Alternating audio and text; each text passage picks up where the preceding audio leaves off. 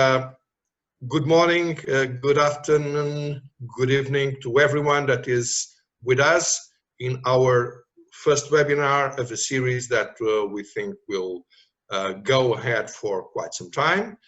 Let me just give some introductory remarks on this series. Of course, that the reason why that we started the series was, as for many other organizations, the lockdown that forced us to get into telework and to have tele events. Most likely, as many other organizations, we will continue to use this form of gathering for some time, not exclusively, most likely, because there is an obvious advantage as well. There are disadvantages that are also known, but the advantages are that we can have, for instance, Dr. Amitendo Paldit with us, and he is in Singapore, and we are in Brussels, and we have people all over the world listening to us. So this is the logic. So we have already another scheduled webinar just in 2 days. For Thursday, it's going to be in Universal Coordinated Time. It's going to be at 11 on Thursday. The title is Sino-Pakistani Relations, Politics, Military and Regional Dynamics.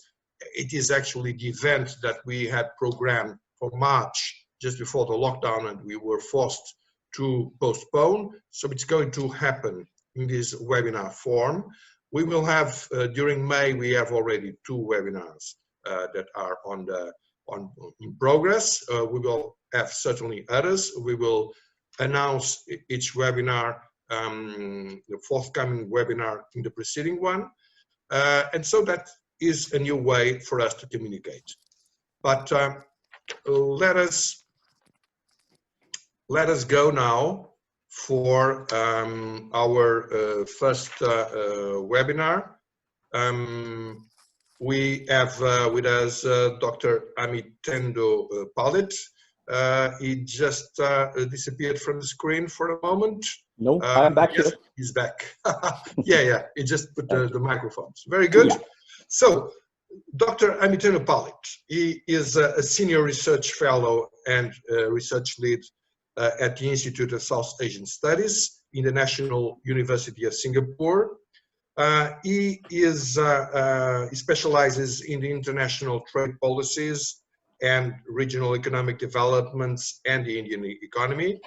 And he is working now in topics like global and national impact of coronavirus, trade and regional connectivity, cross-border data flows, and the digital economy. He is the author of a very large number of books. He is a very prominent expert and analyst of the Indian situation, and he was our choice to initiate this webinar series on exactly the issue that made the webinar the only way for us to communicate, which is the lockdown, and exactly on the most important country of South Asia, on India.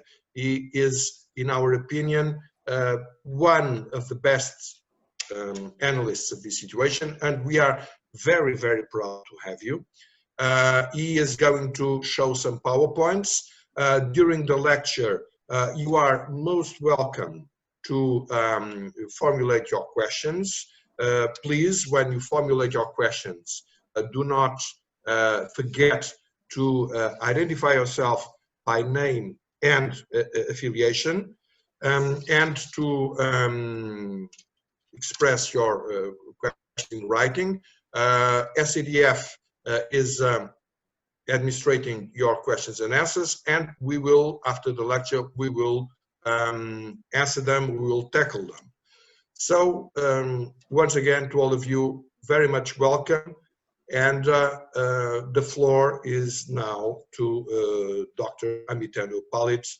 Thank you very much once again for being with us. Please. Thank you so much, Paulo. It's a great pleasure indeed to be with you today, and I thank the South Asia Democratic Forum at Brussels for giving me this opportunity, and I hope that I'm able to share with you some what I consider are pertinent observations on how the coronavirus is evolving in the world's second most populous country, and as Paulo rightly mentioned, the largest country in South Asia. And in certain respects, what happens in India in terms of the evolution of the coronavirus, the impacts that it has on India's public health, the impacts that it has on the Indian economy in the medium and long term, and also the way it influences India's internal politics and the way India responds to the evolving global political situation are, I think, very important lessons which the whole world, not just across the Atlantic or across the Pacific, but in many other parts of the world, including in Africa, Latin America, and other parts of Asia, countries are actually waiting and watching to see how it evolves with respect to India. Let's start by sharing my thoughts with you with some slides, which I hope will sort of get you into the main scheme of things out here.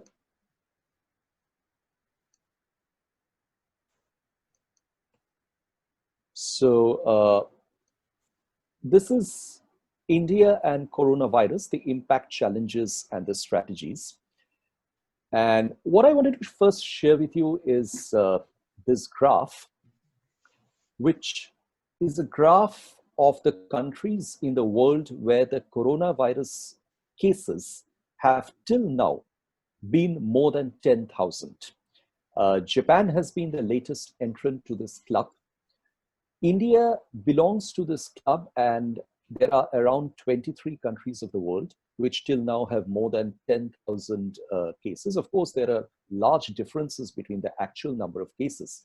But if you look at the top half of this chart, beginning from Japan and then coming downward into Peru, South Korea, Sweden, Israel, India, Ireland, Portugal, Brazil, and then finally ending with Belgium. This is data up to the end of last week, and there are some changes which have happened since. But by and large, these are countries which till now have confirmed coronavirus cases which are less than 50,000 in number. And within that group, India at the end of last week was just above 15,000, but it's beginning to inch up further. In fact, the latest counts would show that Indian case tallies have gone beyond 18,000, but it is still much, much less than what you'd see in the bottom half of this chart. This is not even comparable to the United States, where the cases are around 700,000. But it is even much less than certain other prominent countries in Europe, like, for example, Spain, Italy, Germany, or even Turkey and Iran in the Middle East. So India, as of now, affected, but not as badly affected as several other countries in Europe and in North America. But for that, we cannot yet arrive at a specific conclusion as to whether India has reached the peak or not. That will take some time for us to ascertain. What is interesting in this second chart that I wanted to share with you is this is a chart which is showing the death rate in very simple terms. How many people have died out of the total number of people that have been affected by the virus, the confirmed cases. Now, if you look at this chart, there's an interesting result that comes out that in a country like France, for example, the death rate has been exceptionally high, 17.4%. In a country like Belgium, for example, Belgium is second highest with 14.6%. If one goes down the chart further to the right onto Sweden, it's more than 10%. Whereas in countries like the United States of America till now, or even when one goes into Germany, even when one goes into Turkey, Russia, for example, Canada, the rates are much less. And as of now, India happens to be one of those countries where the death rate, which in many cases is being described as the fatality rate, the number of people who are actually dying out of those confirmed, continues to remain low, 3.2%. By the latest count in India, this would amount to around 600 to 650 people who have died out of the number of confirmed cases. But one does hope that this does not escalate to the levels that are being seen in several other countries of the world. If that does, then obviously the number of casualties from the COVID-19 is going to be much larger. This is a reflection on the regional shares in India's COVID-19 panorama. India broadly is divisible into 4 regions, which are 5 regions, I beg your pardon, which are the north, south, east, west, and finally the northeast part of India, which is roughly a combination of states that are bordering India's countries on the north, including China, including Nepal, including Bhutan, and also nestled within the foothill of the Himalayas. Apart from that region, there are 4 other parts of India which are roughly divisible according to its hinterland and coastlines and borders with Pakistan on one side on the west and the Bangladesh border on the east. What we see here is an interesting picture. When it comes to regional shares, between the 1st of April to the 15th of April, we find that the northern part of India, which has the capital of Delhi, and a large number of populous states of India, like Uttar Pradesh, like Rajasthan, Madhya Pradesh also, which overlaps between north and central India. This is by and large the hinterland landlocked part of India, also moving upward into the Himalayas. This is the region which has experienced a larger rise in cases between the 1st to 15th of April. In contrast, there has been a decline in the number of cases experienced as a percentage in the states that are on the southern part of India, which includes states like Tamil Nadu, Karnataka, Kerala, and also the Andhra and Telangana states. So there's that change which is coming in the regional shares. And if one looks parallelly on the other side in India's west, there's been a sharp increase in the number of cases. And within the west, there are primarily 2 states, which we will come to later. But if you look at the other chart on the right, this is where there is an interesting contrast that is emerging. Notwithstanding the fact that cases being contributed by the northern and southern parts of India are relatively more, their share in the death rate is not that high. Most of India's death from the disease is actually now happening, till now rather, in the western part of India. And the western part of India till the 15th of April has contributed to around 55% of the deaths that has happened out of the COVID-19 virus. So that is an important point to note. We have classified the Indian states according to their regions into certain categories. And the top category out here is a high spread, high risk category. This is again depending on the statistics that were available on the character of the evolution till the end of last week. And according to our classification, there are 3 states which we particularly identify as high spread, high risk in India.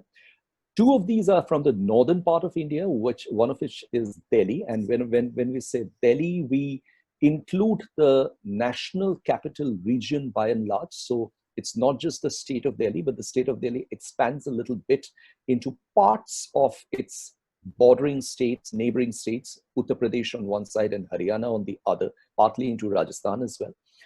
And apart from these 2 states, we also look at another state which is actually now turning out to be the epicenter of COVID-19 in India, which is Maharashtra. We identify these 3 states as the high spread, high risk states.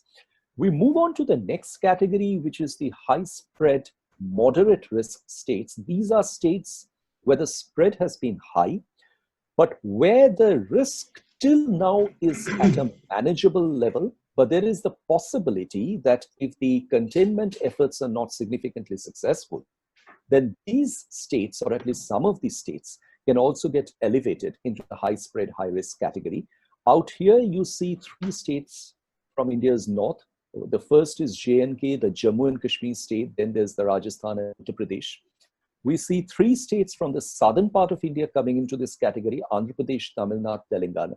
And we also see the western state of Gujarat, which incidentally is the state from where Prime Minister Modi comes. The western state of Gujarat also comes into this second category. On our third category, which is the moderate spread, moderate risk states of India, we find 2 more states from the north, Haryana and Punjab, 2 more states from the south, Karnataka and Kerala, the largest state of East India, West Bengal.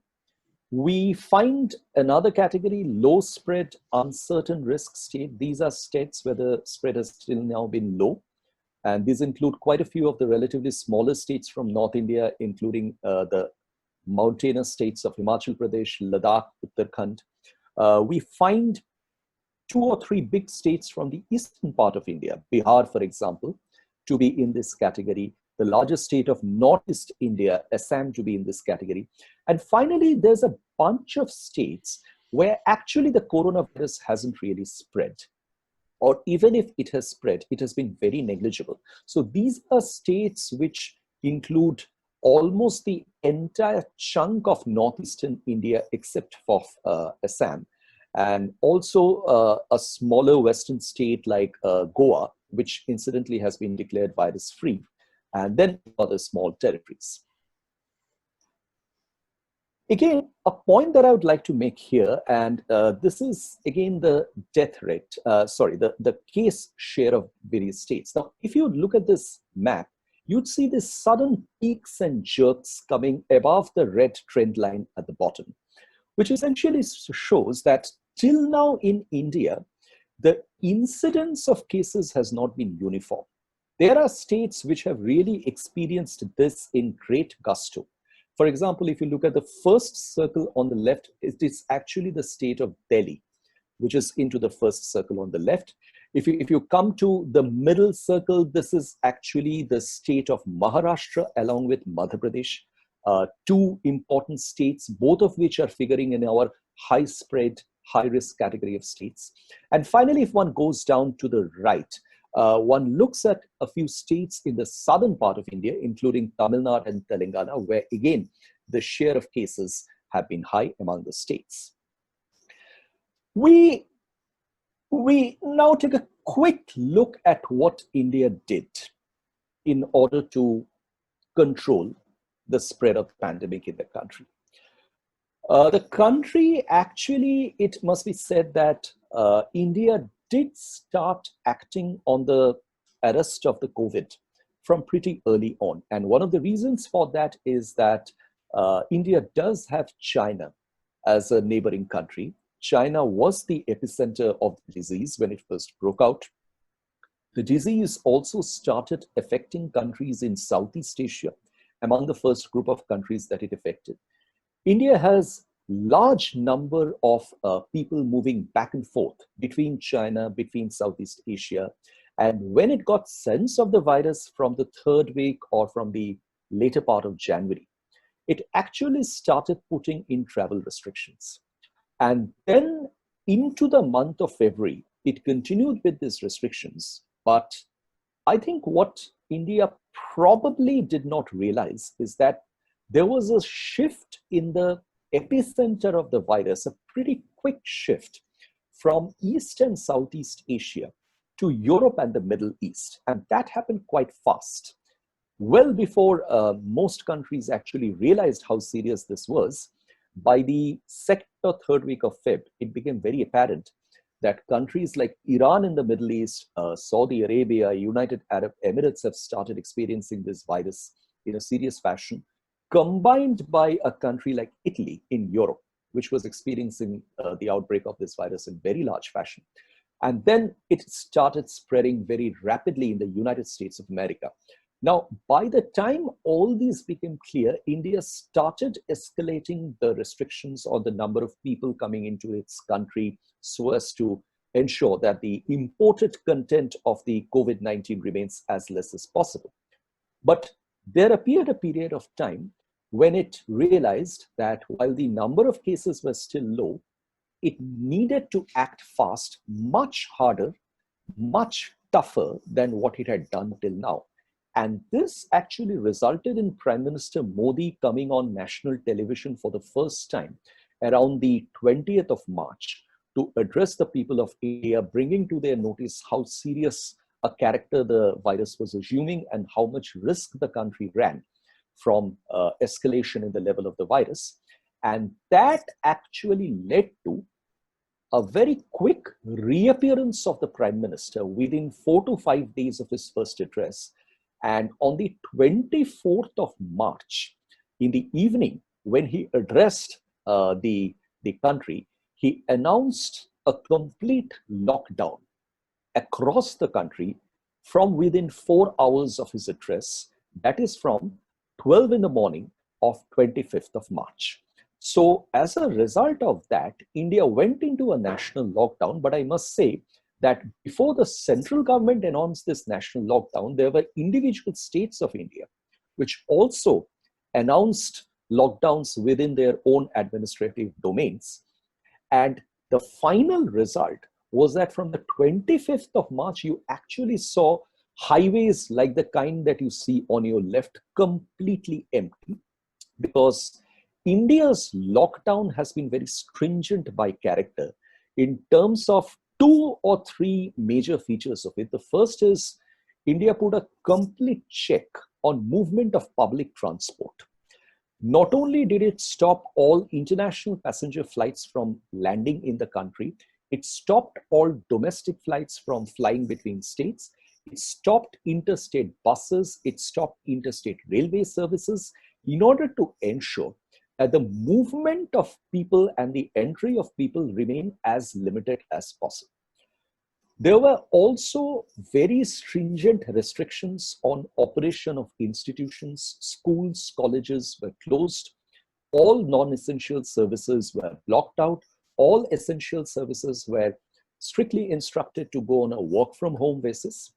But while doing all these in the process, it unleashed a certain kind of impact which may not have been anticipated by the authorities. And that is what you get to see in the right-hand side illustration. As soon as India announced the lockdown, it unleashed a movement of migrant labor within the country. And this is basically the labor which travel within India from state A to state B for working in state B, whereas their original places of residence are state A. But the moment when they heard of the lockdown and the closure of enterprises and industries, they actually began walking back. They started making all efforts to reach their hometowns and places of residence. And this led to a veritable sea of human movement within the country right after the announcement of the lockdown. And this, in fact, had some unfortunate repercussions, because public transport had ceased operating by that time. And many laborers actually walked for hundreds of kilometers across the country for reaching their respective places. In a number of cases, the state administrations tried to control them, because this was also the time when India was trying to implement the social distancing measures as hard as possible to keep the laborers away from each other. But from this very picture itself, you can gather that it was much, much easier said than done. And it became a really difficult administrative challenge for the central and the state governments. This continued for about a week, but even now, there are instances of the migrant laborers not having been rehabilitated and resettled in a fashion which would ensure their complete economic safety and security. Before I come to the economic steps, I must also mention that India's lockdown was initially announced for 3 weeks. which was supposed to have continued till the 14th of April. But on the 12th of April, the Prime Minister came on the television again, and he announced that the lockdown, after consultation with various state governments in India, has been now extended till up to the 3rd of May. But from yesterday, from the 20th of April, there are certain economic activities which have been allowed to resume. And these are basically in light of the very heavy economic stress that has started building up in the country, which we will discuss a little later. Now, we are across the world hearing about how much of an economic downside the COVID-19 has created. And there are countries coming out with various sizes and shapes of economic stimulus packages being put in place in the first instance for supporting their workers and households and industries and vulnerable sections of the population. And at the same time, they're also reflecting on ways on how to recharge the economies once the situation normalizes, and one doesn't really know when it will normalize. Now, India has also tried to take steps for addressing the economic difficulties, and these measures can be divided into two boxes.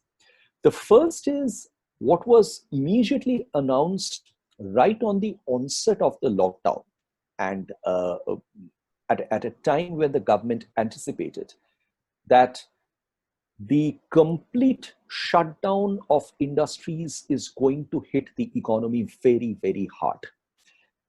And it's going to be the hardest for those industries which are employment intensive. So there's going to be a very heavy hit being taken by aviation, tourism, hospitality, small businesses, a large number of manufacturing sectors, transport, education, so on and so forth. So the first round of measures announced by the government amounted to a roughly $23 billion relief package. These essentially entailed supporting the weakest sections of the population, and which included providing free food grain, that includes cereals and pulses for roughly 800 million people. And 800 million people in India would comprise roughly 65 to 66% of India's total population, or maybe even less, just more than 60% of its 1.3 billion population. Free cooking gas was assured to be supplied to 80 million poor households of the country. Cash support, direct cash transfer support was provided to female members of poor households in order to ensure that that amount of cash is properly utilized and as best disciplined fashion as possible. There was support extended to unorganized sector workers in particularly employment intensive seasonal sectors which employ maximum number of migrant workers traveling from one state to another, like for example in construction. And there were separate supports which were announced for certain very vulnerable groups of the population, like say for example the disabled or the specially abled people, the widows and the small farmers.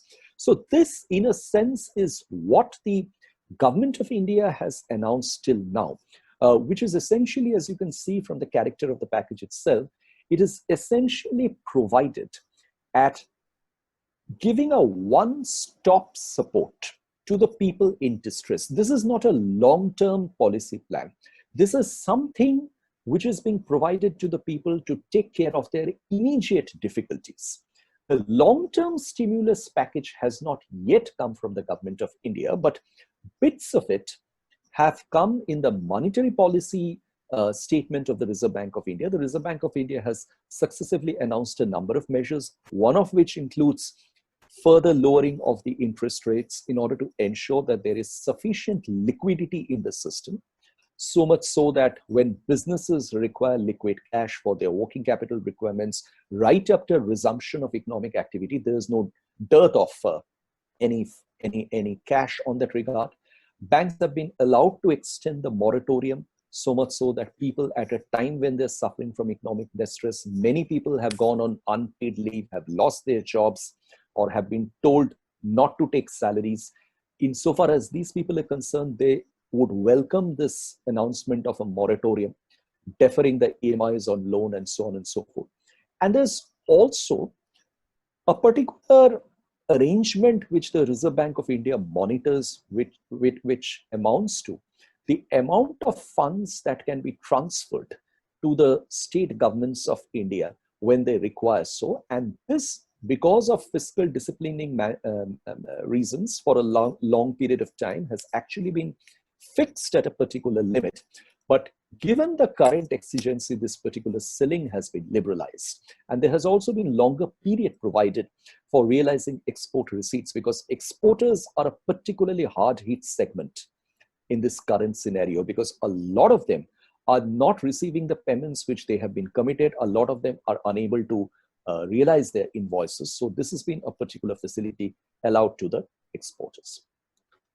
Now, what lies ahead from here? And now this, or what you see on your right, is a very interesting chart. Some of you might get the impression that this chart has been put in an inverted fashion. It is not.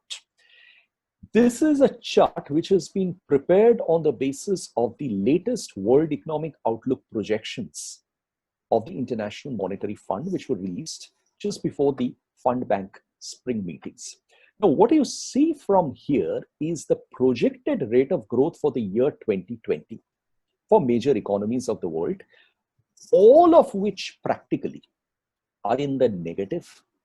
When it comes to countries like Italy, for example, 9.1%, the US 5.9%, the ASEAN 5 group of countries minus 0.6%, only 2 countries in the positive domain as circled in the top.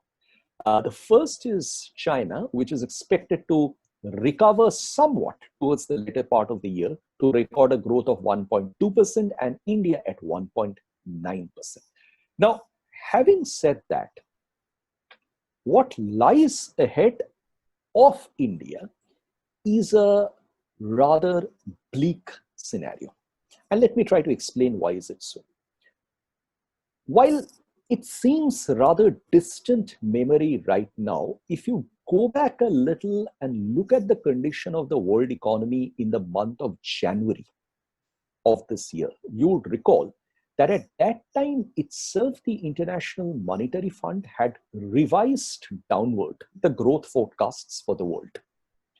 And one of the reasons for that, as they mentioned in their outlook, was the fact that the Indian economy was expected to enter into a prolonged period of economic slowdown. At that time, the Indian economy was being expected to grow at a rate of less than 5%. And India's own statistical agency estimates where India would grow at the rate of 4.7%. Now, for an economy of India's size and its population, a less than 5% rate of growth is not a good story. But what is even worse is the fact that the COVID-19 hit India at a time when it was already experiencing economic slowdown. So the combination of COVID-19 on a slowing Indian economy is going to be substantive. And this is what is going to happen. The economy would shrink substantially. That assumption is very much there. Whether it grows at a rate of 1.9% as the IMF projects, or it grows at a rate which is even lower. I think the Goldman Sachs is producing 1.6% as India's projected rate of growth. There might be even lower forecasts which might be coming out from other agencies as we go ahead. But the bottom line is that this is clearly going to be one of the lowest rates of economic growth for India over the last 3 decades. This is going to be a landmark year, much as it is going to be a landmark year for the world economy in terms of the hit that it takes.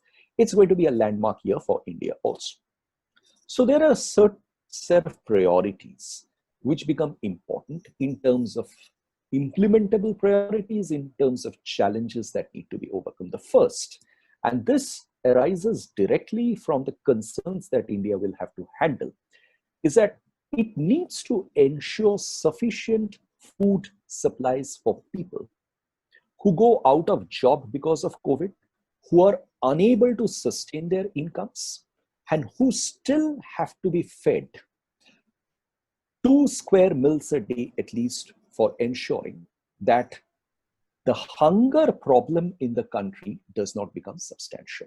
Now, what India is relying on at this stage is the very large amount of food grain that it holds in its public procurement food grain stocks, which it procures from the farmers, and then it redistributes it to the poor people at a subsidized rate. But this number is not small. We just saw a little before that India is probably looking to provide free food to around 800 million people in the country. That's what the government support scheme has announced. But the biggest challenge for India in this regard is to figure out how long will the pandemic last, or whether the pandemic is going to come back in future again to produce conditions which will force it to go into lockdowns and economic suspension again. And from there, again, try to come back to priorities where food needs to be supplied at cheap rates or free rates. So how much of stock should India have in that regard? What should be its procurement policies? Because now India has to note the fact that because of COVID-19, its harvest cycle and its agricultural production cycle is going to be severely affected. So the normal procurement redistribution pattern is going to get damaged. And by what extent that can be managed is a very major priority for the country. The second point, and this relates directly to the fact that India has been in a period of economic slowdown for almost 2 to 2.5 years now. And this is a period during which a large number of households, particularly in urban India, has been experiencing a stagnation in their income. But in order to maintain their consumptions, the households have been cutting down on their savings and have often been increasing the retail debt which they hold either with the banks or non-banking financial corporations. Now, this is again a very difficult and delicate situation where many of these households post-COVID-19 might not be in a position to experience any increase in their incomes. They might actually experience job losses, income cuts, so on and so forth. So one can get to see a situation where the household debt in India with the non-banking financial sector or even with the banking sector becoming considerably large. And that might just be a kind of situation which one experienced before the onset of the global financial crisis in Europe and the US. So there might just be a reflection of that stepping in. The third problem, obvious problem, is one of retaining jobs. There are sectors which are significantly experiencing shrinkages, and these include sectors which have been employing a large number of Indians. These include sectors like, say, for example, aviation, industry, so on and so forth, which need support. But when they will come back to normal level of business for retaining jobs is something which is a matter of chance to be taken, a matter of projection to be decided. Sustaining public finance. The problem that India has had, and this is again brings me back to the context that I outlined, that India was already in a period of economic slowdown. And if one looks back at the previous financial year, this began right after Prime Minister Modi became Prime Minister for a second time. That entire year was spent in addressing the priorities of an economic slowdown. And that essentially meant the government following an expansionary fiscal policy, going high on expenditure, going low on revenues, in order to ensure as much of demand uplift as there was possible, in order to ensure that incomes did not fail. But the victim of this policy has been the public finance of India, which means India is right now in a situation where the central government does not have enough revenues in its coffer to cover and take care of the very large amount of public spending which it might have to entail as it goes ahead. And the final call, this is an interesting challenge that India will face, and we can discuss a little bit more about this as we go ahead. There is, as a result of COVID-19, what one might describe as an economic and emotional backlash against China. Now, as a result of that, there are expectations in a number of quarters that as certain countries would look to take their production and very large parts of supply chains out of China, India might be a beneficiary.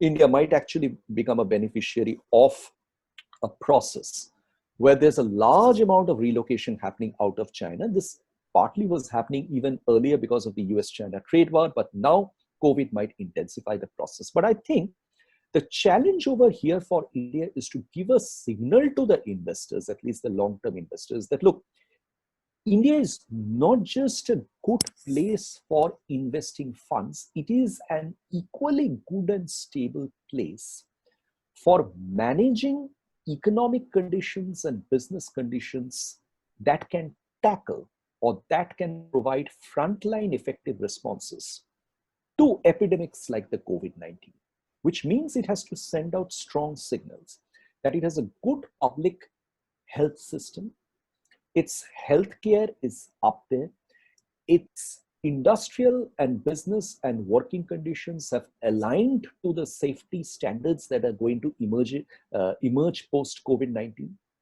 It will align its entire social and cultural organization around businesses in a fashion which give that confidence to the international investors who might look to relocate production from other countries into India.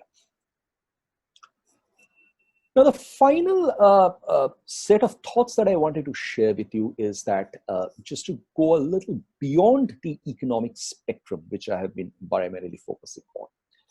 Now, what are the long-term and medium challenges that India needs to address? Now, today, if one looks at COVID-19, its evolution, the requirements that countries need to address for handling a pandemic of this proportion, there are two parts to it. The first is the medicines. The second are the personal protective equipments. Now, this is where India presents a somewhat skewed picture. As some of you might have already seen, that India responded very quickly to the global demand for supply of hydroxychloroquine, which is a malaria drug that the US FDA has considered important for treating COVID-19 patients in their recovery. And that is a view which has been taken by many other countries of the world as well. Now, India happens to be the world's largest producer of this drug, generic drugs. So India had originally banned the exports of these drugs in order to ensure that it has sufficient supplies for taking care of its people at home, partly because of the threat of retaliation from the US, and partly also because of the fact that India wanted to send a signal that it stands with countries, not just the US, but almost half of the world, who would be looking forward to India for supply of this medicine, including paracetamols. India has opened up export of this. So there is no crisis insofar as India is concerned. India produces much more than enough of its domestic requirement for drugs of this kind.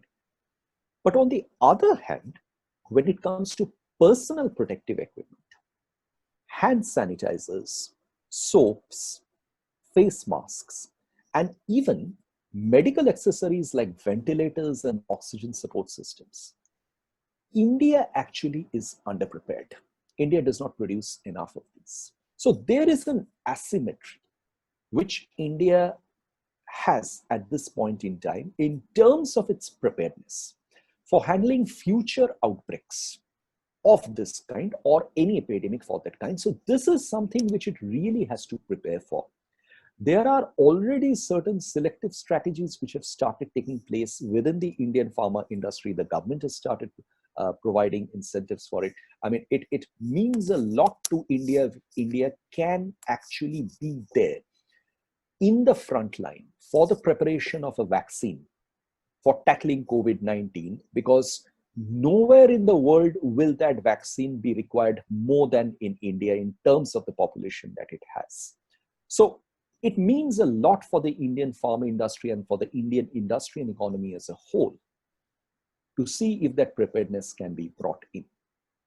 The second challenge that India has, a country of 29 states, 7 union territories, it's a hugely complicated federation. Across the federation, as we saw, the evolution of the pandemic has been quite uneven. A state like Maharashtra, which is kind of the epicenter of the pandemic now, many of you would know Mumbai. Mumbai is the capital of Maharashtra, one of the densely populated cities in the world. Now, the point is, while a city like Mumbai, a state like Delhi, a state like Gujarat, and overall state of Maharashtra, if they get hit by the pandemic, these are not just big states and important states, these are also states which contribute the most to the national economy. So the hit taken by these states reflects on the economic character of the COVID-19. It reflects on the ability of the country to turn back from the damage that COVID-19 will create. And this is where coordination of strategies between the states and between the federal government and the states become extremely important. Because at some stage, India will have to again allow the migrant labor to go back their places of work. It will have to again allow the seasonality factor to come into employment. It will have to allow people to resume their livelihoods. But at that stage, it must ensure that in order to do so, it cannot take the risk of sacrificing lives. The biggest challenge for India in this COVID-19 battle has been the dilemma that it has been facing between saving lives vis-a-vis saving livelihoods. So far, the focus has been on saving lives. Livelihoods have been given a second priority. But once it becomes a question of saving livelihoods, it should not get to a point where lives are having to be sacrificed. A third important point for India, the world's largest external recipient of remittances. Almost 6% of India's GDP comprises of remittances that it receives from non-resident Indians living outside. And a very significant part of these remittances actually come from the Middle East, from the Gulf, from countries like the United Arab Emirates, Kuwait, Qatar, Saudi Arabia. Now, all the workers, or by and large 80 to 90% of the workers living here, have returned to India. So the remittances are going to stop. Is there an effect of this that is going to be spelled out in India's balance of payment scenario, its current account, its receivables, and the larger economic prospects? And can these people go back? If they cannot go back, then they're going to add on to the labor pool in the country, and they're going to be part of the idle labor pool, which is not a very welcome prospect. Looking at things a little beyond the regional perspective, multilateralism is, well, it's not a new feature that multilateralism has been attacked from all sides. But today, there's a particularly vicious attack which is being experienced on multilateralism when it comes to the role of the World Health Organization. And this is where a country like India faces a very critical choice. I think many do not understand the fact that for a country like India, which is very complex, large, and contains a very diverse number of vulnerabilities, an organization like the WHO is extremely important. An organization like the WHO actually is one which is able to provide the right directives to India in terms of preparing national public health strategies, which will not just look at controlling the pandemic, but it will also prepare India for future pandemics. And that too in a manner which is not economically beyond the budget, which is economically affordable, and which is not just focusing on the infrastructure, but also on preventive practices, on social and cultural practices. But at this stage, when global institutions like the WHO are in crisis, when they're being split apart in a US-China lock, when they're being split apart in terms of whether the WHO has been neutral, whether it has failed to respond to its responsibilities or not, a country like India actually walks a very thin line, because what it realizes is that much as the WHO is extremely important to it for advice and guidance, today, being with the WTO might entail certain costs. Depending upon which way the WHO is going, what is the narrative that it is picking up? How is the rest of the global order organizing itself around WHO? And this brings to me the final point, the global political shakeup. I think by now, again, it seems days which are much well gone down in the line of history, but it was only less than 3 months ago, in the month of January, when US and China actually concluded a trade deal. And at that point in time, there was expectation that there would be some recovery in global trade. The global trade war will sober down, and slowly the world will come back to organize itself around, if not the multilateral rules-based trade order, around some kind of order, and it will allow protectionism to withdraw to an extent. But all those hopes have been dashed by this very unexpected occurrence of the COVID-19, and which in fact seems to be driving deep the schisms within the global political arena, to the extent that there's a huge global political shakeup. China is at the center of the attention for a large number of reasons, and these reasons are not going to live India or the world in any time soon. So this is where I think India's challenges come in a nutshell.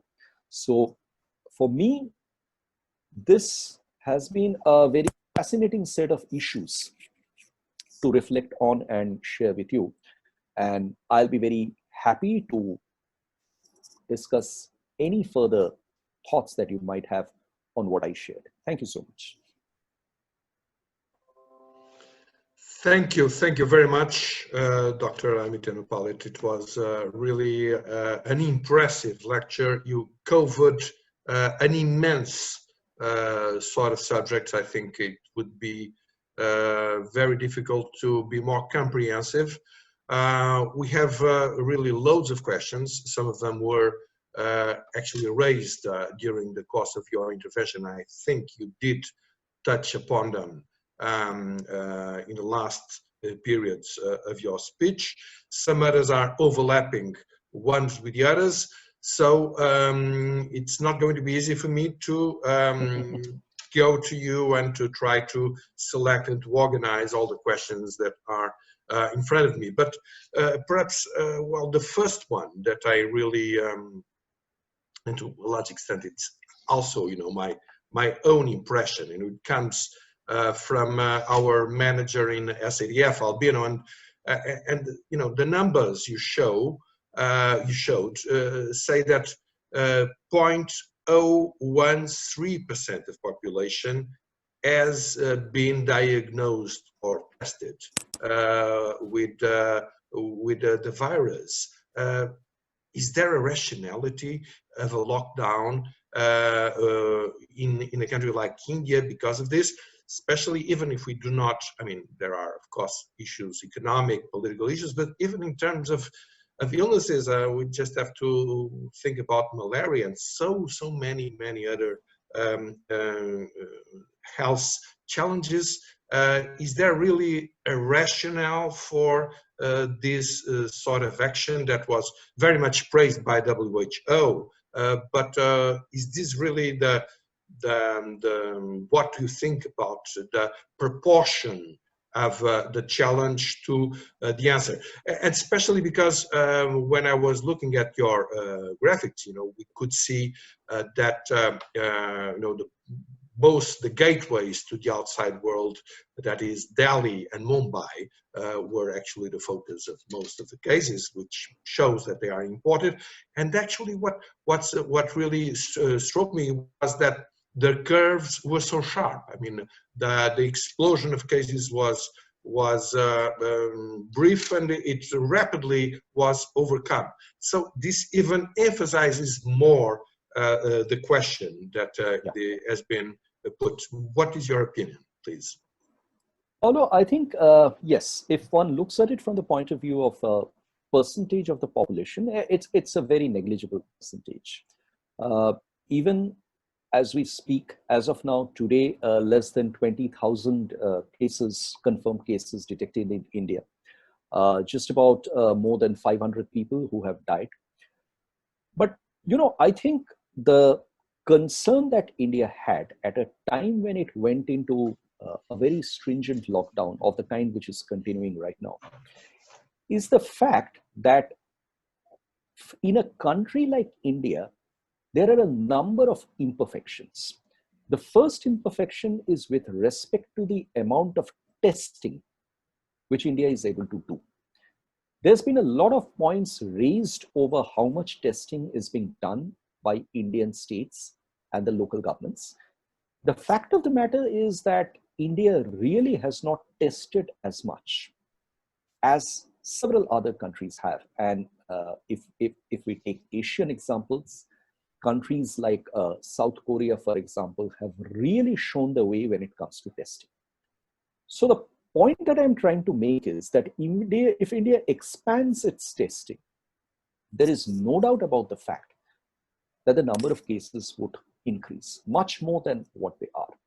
That's the first point. The second point is that I think by now it's become very clear that one of the peculiar and worrisome features of this disease is the fact that there are people who can be carriers of the virus without showing symptoms. They can be asymptomatic.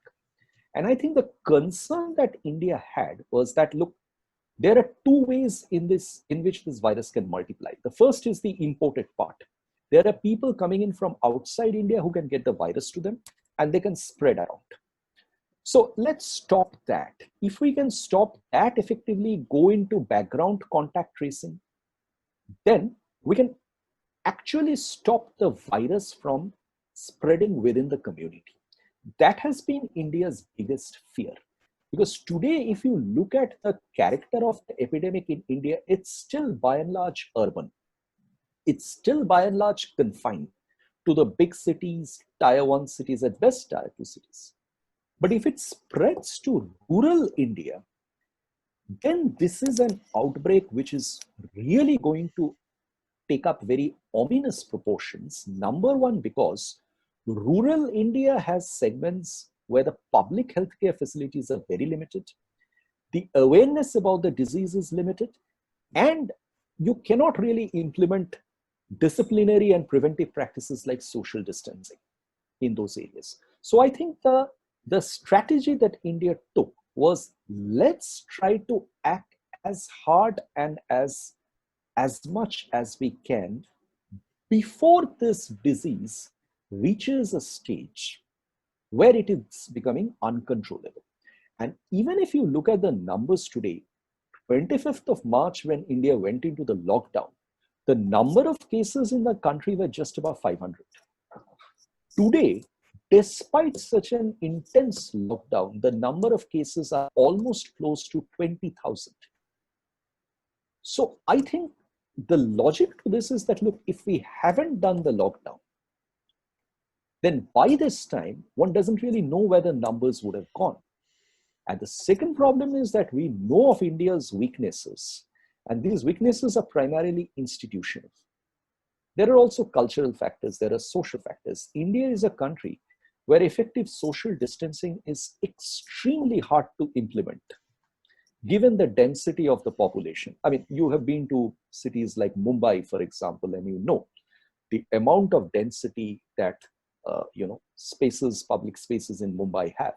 So I think that was the concern which was there on the minds of not just the central government, but also state governments, that look, before this becomes completely unmanageable, let's step in.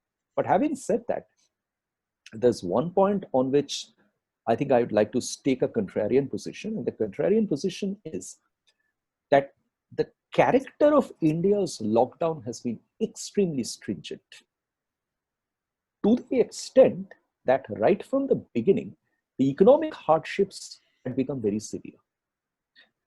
And I think this is where there was a problem of consultation between the central government, that is the federal government, vis-a-vis the respective state governments. I think there wasn't enough time given to the states and other administrative units of the country to prepare for the kind of stringent lockdown which the Prime Minister was announced. As a result of that, the adversities of the lockdown, the downsides of it, the difficulties in ensuring supplies were actually felt much, much more. Even today, you experience a situation where the supply chains have been disruptive rather severely. But this probably could have been avoided had there been a little bit of consultation that had taken place between the center and the states before the announcement of the lockdown. Thank you very much. This is an ongoing debate as well in Europe. Some of the people are really pointing out that the countries with the strictest lockdowns are actually not attaining better results than the ones that do not. This has been also a debate that we have had in Europe, and I suppose that it's going throughout all over the world. Perhaps one of the questions that Dr. Siegfried Wolf, our Director of Research, raised, he raised several, but is the Chinese factor. We just saw, yesterday and today in the news as well, that Germany, for instance, is protesting vehemently for the fact that China did not cooperate in a transparent manner to identify the origins of the present pandemic. And it has been raised the issue of financial compensation, as a matter of fact. But this has not been listened to in India. And there are news that there is a China attempt to influence the Indian media sector, as well as in Europe and other Asian countries. And what is your opinion on this? Paulo, I think this is a very, I won't describe it as an interesting question, but I think it's quite a critical question to be looked at this juncture, because this is a dilemma which is going to be with India for a considerable period of time, even after the situation normalizes and life goes on as usual in many other aspects. I think the dilemma that India faces is that, firstly, when it comes to popular opinion about China on the pandemic in India, much as like in the rest of the world, it's extremely vicious. I mean, there is a very strong sentiment, popular sentiment within India, which subscribes to the view that this virus originated from China, and it was a deliberate action on part of China for whatever reasons to ensure that the virus went out in the rest of the world. Now, whether there is any truth in that understanding or not is a different story. But I think this is what I was alluding to in one of the last points that I made, that there is going to be an emotional backlash against China, and India is not going to be an exception. But the point is that, again, China is a country which cannot be economically disengaged from India's perspective.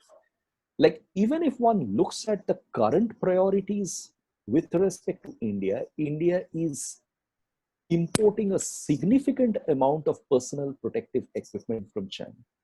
It is importing large number of ventilators from China as well. And at the same time, India needs to work closely with China to figure out what are the next steps in the process of the evolution of the pandemic. So I think for a country like China, for a country like India at this stage, it is very difficult to take a position which is openly supportive or openly critical of China in any respect. So that is why I think it's been a major diplomatic narrative in India that in the entire course of the COVID-19 breakout, you really haven't seen a critical statement coming out of the government of India on China in this. On the contrary, in the early days of the pandemic, Prime Minister Modi and India expressed its support to China in being together with them. There have been subsequent conversations as well. There have been G20 level consultations. But I think India's biggest concern is, and the reason why it is in a bit of a delicate situation, is that it fully understands that countries like the US, for example, are in a position to act on their own by ditching the WHO. China, to an extent, can also do that. It will not be short of friends in the world to rally around it purely because of its economic muscle. But for a country like India, it's not that simple. And for a country like India, it has to keep trying to reach, even if not multilateral solutions, at least plurilateral collective solutions. Because it does understand that this pandemic is, at the end of the day, by and large, a global problem. And the global problem, to an extent, needs to be addressed with as much global consensus as possible. And in that process, the China factor remains conspicuously large. So what I do get to see is that in India, there is a difference between what is the popular opinion and what is the stated position of the government. This is not new because even in the past, there have been several occasions when the popular opinion in India has been very critical of China, even before the pandemic in many respects. But the government has studiously taken a much more nuanced view, and which I think is the right position to take in view of the larger developments around itself. Thank you very much. This was a very precious point of view on this very delicate issue. Well, we have also in line another senior member of our team, Professor Tomás Dentinho. He is a professor in the Azores, so he is more to the west. He was the one who started earlier. He is in Universal Coordinated Time, that is now the one of the Azores. And he asked loads of questions. I will try I will get to the first one that is, I think, a concern that we have a lot, especially in the south of Europe, which is debt. All this extra spending will increase debt. What do you think will be the long-term impacts in the economy of this debt that is now being created? I think there are two elements to a very valid point that Professor Tomás has drawn our attention to. Indeed, Professor Tomás, I have to accept the fact that when it comes to the government of India now, borrowing is the only way ahead. But as you know, borrowing has been India's main option, even under normal circumstances, for covering its budget deficit. But then normal years are different in the sense that the government can structure its borrowing program. It can pick up the right times when to approach the market and choose the nature of the debt it wants to mobilize from the government, from the market. But today the situation is completely different, and it's different because, as I first mentioned, India was already in an economic slowdown. There was already a very large amount of committed public expenditure because the Indian government for the last 4 to 5 years has essentially moved on a populism-centric economic model where it has actually tried to put as much money into the hands of people as possible, so much so that there is no popular discontent. And this has been largely because of the fact that for the last 3 to 4 years, notwithstanding various efforts, the government really has not been able to reverse the process of slowdown. The second element to what you raise, the debt character, is that while there was a slowdown, today there is a COVID-19 pandemic, and one doesn't really know how deep the economic impact of this pandemic will go. Because there are estimates that are coming out, but all these estimates are evolving. Say, for example, let me share with you this outside, that there are small and medium enterprises in the country which form a very large part of India's industrial sector. Many of them are partly in the formal sector. A lot of them are in the informal sector. And it is in the informal sector where the troubles are the most, because the informal sector needs liquidity, needs cash, needs regular inflows in and out for its survival. The problem today that the government has is that the government really doesn't know how long this pandemic is going to last and what is the impact that is going to leave behind it, and whether it will recover again. We are getting to hear about this W-shaped curve, which essentially talks about the pandemic reaching a peak, then subsiding, then subsequently recovering again to assume ominous proportions. So as a result of which, judging the economic impact of the pandemic from a government's perspective is practically impossible. And that is going to influence its decision to raise debt. Globally, the debt market is very sharply squeezed. The Indian debt market has always been a market which has been dominated by government borrowing. And I suppose it's going to stay like that in the foreseeable future. In the last union budget itself, the finance minister submitted that India is no longer able to stay committed to the target of bringing down fiscal deficit as the budget before that had proposed. There is a phased program of reduction of the fiscal deficit, which is essentially correcting the central government's fiscal position. What I suspect is going to happen is that for India, the way things are, unless it really takes some exceptionally radical decisions on managing the public finances, it's going to go on to a system of public borrowing, which might mean doing things which India hasn't really done for the last 30 years. It might even entail measures like deficit financing, though those were ruled out. It might entail measures like raising resources through formal borrowing channels abroad. It might entail going back to multilateral financial institutions for support. It might entail a number of things. And to me, I think the biggest concern that I have, as I shared, is that while I think the government public finances still have a way of being managed, I'm really worried about what this pandemic and the economic contraction means for the household debt and the on-turn impact that it has on a large number of non-banking financial corporations from which the loans have been picked. That's a very, very important remark. Thank you very much. Still with Dr. Dentinho, he raised several issues on the movement of people.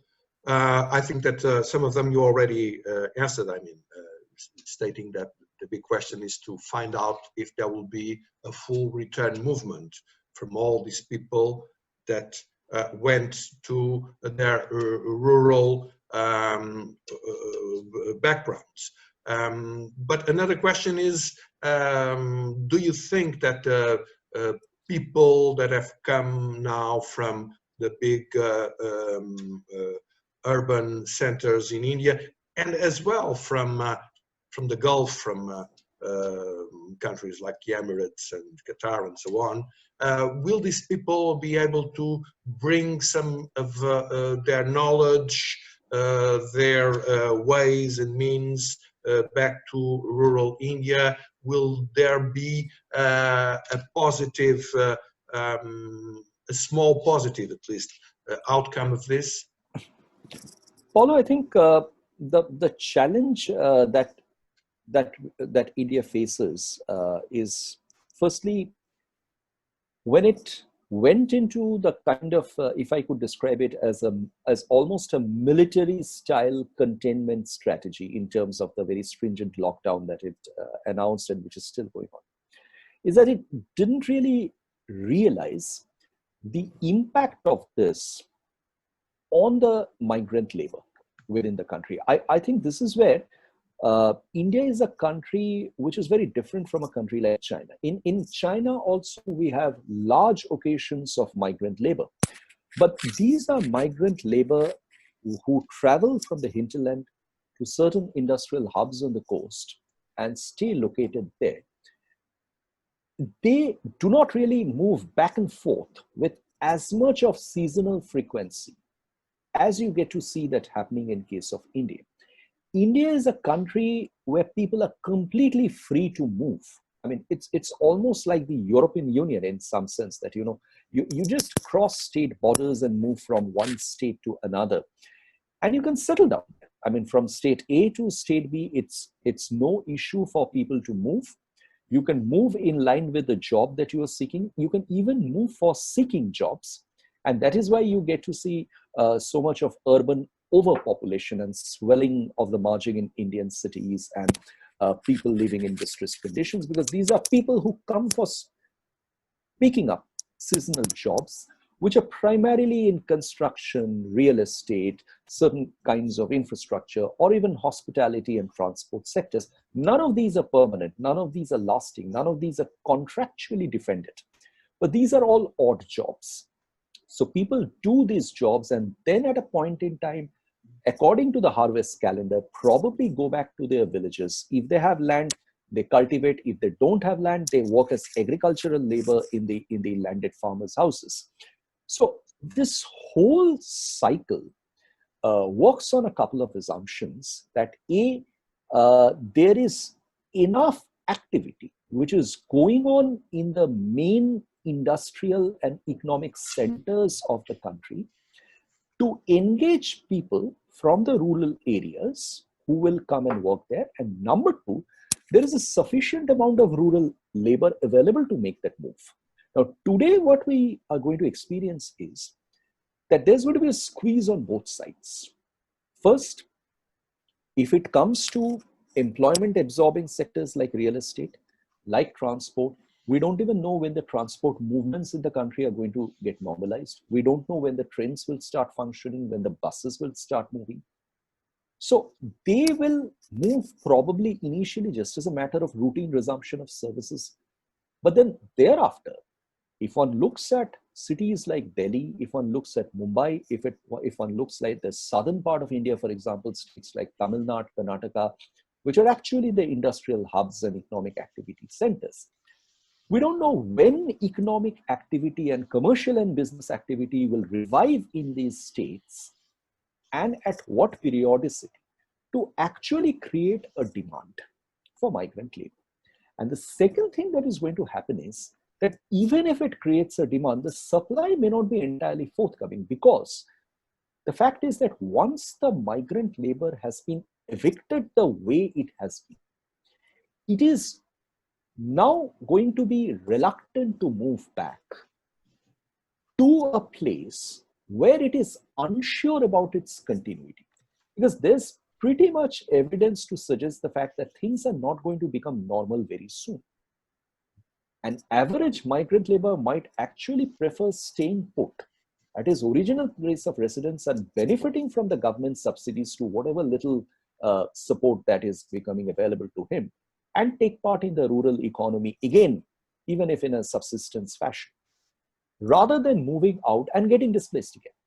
So I think there's going to be a squeeze which is coming in on both sides. My concern over here is that this is going to get aggravated. This might get aggravated if you still have in India the people who ordinarily would have been outside India, like say, for example, people in the states of Kerala and other parts of India who were working in the Gulf, but now they cannot go back to the Gulf. And they continue to be in India because these are people who are actually used to working in very different conditions and very different kinds of businesses and enterprises. It's not that there will be a one-on-one absorption for them in the Indian economy. And my concern is that if this unemployment, idle employment, joblessness, attack on livelihoods, whichever way we define it, if that sharpens, if that accentuates, what it is going to get manifested in is social unrest and social tension, which might become major law and order problems down the line. Thank you very much. I think this perhaps was also my major concern, and I see that we have a lot of reasons to be concerned about it. We have, among the various questions that was raised, there is one from Dr. Siegfried Wolf that does not concern really the core of the topic, but I think it tries to profit from the fact that you are actually in Singapore, and Singapore played a significant role in exporting medical health expertise in the aftermath of the 2003 SARS-1 outbreak. Well, it was known as SARS, now we can call it SARS-1 because there is a SARS-2. Well, do you think that Singapore can play a similar role now for the SARS-2 pandemic, something that is not India centered, but I think it is also important for India and for everybody else around the world? I think, if one looks at, like, as I shared with you right in the beginning of my deliberations, that Singapore was actually one of the first to experience the coronavirus outside of China. It was one of the earliest countries to report the coronavirus, along with, if I remember correctly, Thailand and Hong Kong. And Singapore's vulnerability to that extent has been very large. I mean, one, because of its links with China, it is close to China geographically. Number two, because of its being a global hub. And because of, getting so much of traffic from all over the world passing through Singapore. Number three, small country, and also with very high population density. But I think what we saw was, and if I could just take this point to very briefly illustrate the evolution of the pandemic in Singapore. The first 2 months, beginning from end of January till about the third week of March, was a period when Singapore was able to control the number of infections quite successfully. This happened because of very gradual escalations in the degree of restrictions that it introduced, which essentially meant as much of little bits of incremental advances in social distancing as possible, shifting to work from home models, and various other travel restrictions, stay-at-home notices, very prompt awareness responses. And yes, definitely the SARS experience helped, because this is a country which has been accustomed to handling pandemic. There was an expectation that there would be a sharp spike in cases around the Easter time, because there were a lot of Singaporeans, particularly Singaporean students studying outside in Europe and North America, who were expected to return home. And there was an expectation at that time the cases would spike. But what I think has now happened, and the reason why you see a much larger increase in the number of cases, and also the reason why Singapore also has gone into what it describes as a circuit breaker from the 7th of April, which is all for all practical purposes almost a lockdown with very strict preventive measures, is the fact that a large number of cases have been identified in what are typically described as foreign domestic worker clusters, because Singapore has a very large segment of foreign domestic workers from South Asia and from other parts of Southeast Asia coming and living in Singapore and contributing to various industries and essential and non-essential services in Singapore. There are a large number of these clusters which have been identified as COVID-19 clusters, and the very rapid spike in cases in Singapore that we are witnessing over the last 2 or 1.5 weeks is largely because of the cases coming out of this cluster. Now, Singapore's main challenge is to ensure that cases remain confined to clusters that have been identified. Cases do not go outside those into unknown clusters or into the community. I think there are 2 or 3 things which in Singapore have been remarkable. The first is the contact tracing that it has done with respect to known victims affected by the virus, going back at various levels. Contact tracing has really been gold standard to find out the potential circle of possible infected.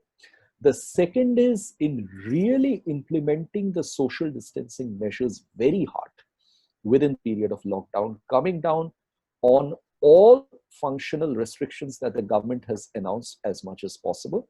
And the third has been that in spite of all this, trying to ensure and maintain a semblance of normalcy and as less of disruption as possible, particularly with respect to availability of essentials, and the fact that, well, while you are confined in homes, you should not find yourself in a position when you are running out of options, at least when it comes to food, when it comes to certain other limited activities, so on and so forth, or accessing point to point. So the public transport remains functional, essential services remain functional. I think the good part about the Singapore story, again, has been a very limited number of deaths. The number of cases have gone beyond 8,000. Hardly 10 people have died, out of which, again, 3 or 4 are probably from people outside Singapore. But I think the challenge for Singapore now is that as more and more cases are rising, the facilities are coming under enormous pressure when it comes to quarantine, when it comes to stay home isolations, when it comes to sheer vigilance and surveillance. The facilities are coming under tremendous pressure. The Prime Minister has interacted with the citizens and the residents and the people of Singapore on a large number of occasions. I think the expectation now is that next 1 week is going to be very crucial, and the lockdown is going to continue till the 3rd of May. There is probably a view that the cases are peaking and the curve might start flattening from by the end of the month. But I think on the whole, there are lessons that can be picked up from this Singapore experience, essentially in terms of, let's say, development of a contact tracing app, for example, which can be used on smartphones for checking by users whether they're in proximity of COVID-19 patients and so on and so forth. The first line of response, the social management, the preventive measures. I mean, there's complete abundance of hand sanitizers, there's complete abundance of all other protective equipment. Singapore has been working hard to supply masks to many other parts of the world. So I think these are good responses. I mean, like all other times, Singapore has tried to act as a good citizen while taking care of its own citizens. Thank you very much. And I just realized, because we are not only broadcasting here in Zoom, because we are open to Facebook, and we have some questions I was not paying attention to, I'm sorry, from Facebook. Two of them, I think they are very, very interesting. We are running short of time, but I really would like to ask for your indulgence to consider them. Sure. One of them, it's coming from Jos de Natris. He is a PhD candidate in economics in University of Groningen in the Netherlands. And he asks, well, don't you think that WHO has been too much focused on OECD member states, and its advices are very much featuring OECD countries and not really developing countries. The lockdown has very hard repercussions in countries like India. Don't you think that this might be a problem? That's one of the questions. Yeah, I think I would react to it this way. That I think it's not just the WHO. In general, the preoccupation of the world, including the OECD countries particularly, over the last 10 to 15 years, has really not been with pandemics. And if we can go back a little in history and see over the last 30 years, the landmark events that have really changed the world in which we live. We first had the collapse of the Berlin Wall and the disintegration of the Soviet Union and the end of the Cold War. That was in the late 80s and early 90s. Then we had the 9/11 terrorist developments in the United States of America. And then we had the global financial crisis of 2009. Now, along with all these, which have significantly changed the way global strategies, security strategies, country-specific responses are being developed on various subjects, there has also been a very parallel involvement and commitment to the issue of climate change. And I am one of those who would really stick my neck out and suggest that when it comes to national government responses within the UN system, and even with respect to national countries, the obsession and the preoccupation has been much more with climate change related exigencies as opposed to management of pandemics. And to that extent, probably the importance of WHO in the global scheme of things has gone down, because one doesn't really hear about the WHO much. One tends to hear much more about other subjects, environment-related disasters, natural calamities, which are extremely important, which are major non-traditional security threats that countries face. But these have been featuring in multilateral or plurilateral or national agendas far more than a subject like public health.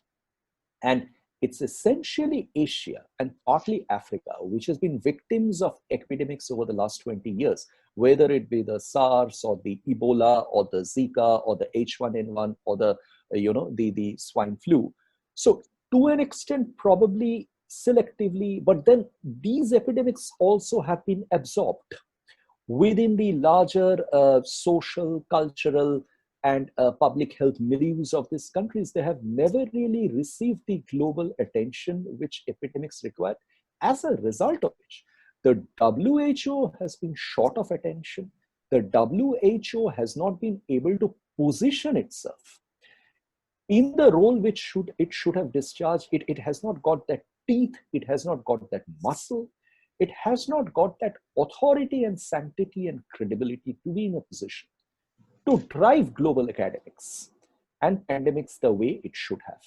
And I think to an extent, it's also a fault of national country governments and maybe the UN system at large, that the epidemics never really received the kind of attention which they should have. Thank you very much. And now for the very, very last question. It comes from a consultant in the area of health, Nafidze Matadali. And the issue is calendar. Do you see a time frame between now and the end of this crisis? And that's going to be the very last question of this webinar. You know, when I answer this, I have a thought on my mind which is by and large, reflective, maybe somewhat speculative. But I have been wondering, why is it that in several countries of the world, the actual fatality rate has been much lower compared with many other countries of the world as a result of this virus? There are also countries within which the fatality rate has been much higher compared with other parts of the country itself. Let's say, for example, New York. I mean, New York today is the city of death. But there are other parts of the United States of America where not only are deaths much low, the virus itself has been much low. So I think there are factors about this virus connected to its evolution, its ability to mutate, its ability to transmit, which are still unknown. As a result of which, I think it will be actually unwise on part of governments, the world and global institutions to actually write off this virus. It might come back.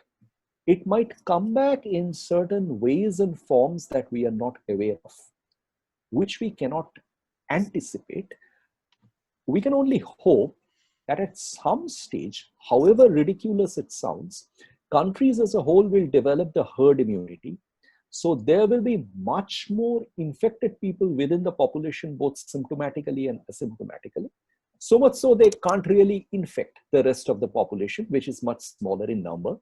And this is what herd immunity is all about. And we will somehow develop an immunity. We will somehow be in a position to vaccinate ourselves, which again might be 12, 18, 24 months from now on. One doesn't know. So I would be reluctant to put a number or a time frame to this epidemic, but my concern is that this risk of the disease coming back in a manner which is actually damaging significantly, economically, culturally, socially. The risk is much more for the developing parts of the world. The risk is much more for countries like India. The risk is much more for continents like Africa.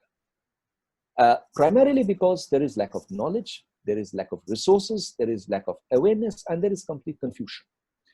So as a result of which, I think I'm not supporting military style containment strategies because I think the economic losses have been staggering.